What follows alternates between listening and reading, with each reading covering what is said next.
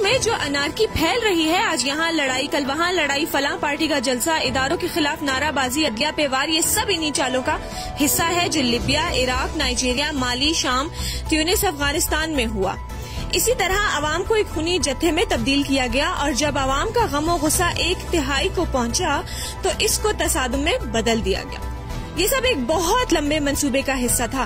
دشمن قوتوں کے خفیہ ارادے پاکستان کے خلاف اس عالمی سازش کو بنانے والے ہیں، اور یہی ماڈل اب پاکستان پہ لاگو ہونے کو تیار ہے۔ یاد رکھیں کہ جب بھی ملک میں آفت آئے گی یا حملہ ہوگا تو سیاستدان ملک چھوڑ کر باہر بھاگ جائیں گے۔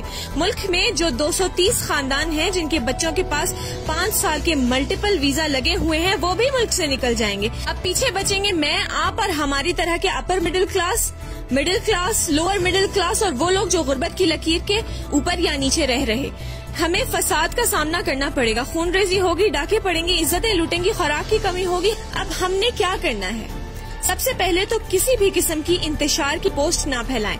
یاد رکھیں میڈیا اس 5th جنریشن وار کا سب سے اہم ہتھیار ہے، اس لیے کسی بھی خبر پر اندھا دھن یقین نہ کریں، نہ ہی آگے شیئر کریں۔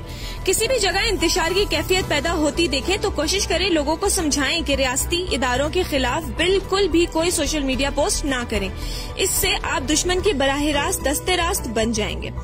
ہمیں اپنی سیکیورٹی اداروں پر تنقید کرنے سے گریز کرنا چاہیے، اور ان کا مورل ڈاؤن کرنے والا کوئی کام نہیں کرنا چاہیے، کیونکہ یہی ہماری سلامتی کی ضمانت ہے۔ کل جو لوگ سیکیورٹی اداروں پر تنقید کرتے تھے آج تعریفیں کر رہے ہیں، اور کل جو ان کی تعریفیں کر رہے تھے آج ان پر تنقید کر رہے ہیں۔ ان لوگوں کے معیار کا آپ لوگوں کو اندازہ ہو ہی گیا ہوگا، اب ہمیں سمجھدار ہونے کی ضرورت ہے۔ یاد رکھیں ہمارا ملک سلامت ہے تو ہم سلامت ہیں، اس لیے ہمیں اس ملک کی سلامتی و بقا کی جدوجہد کرنی ہے۔ یہ بھی یاد رکھیے شخصیت پرستی فتنہ عظیم ہے، کسی بھی لیڈر کی اتباع میں اتنا آگے نہ بڑھ جائیں کہ آپ کا ایمان داؤ پر لگ جائے۔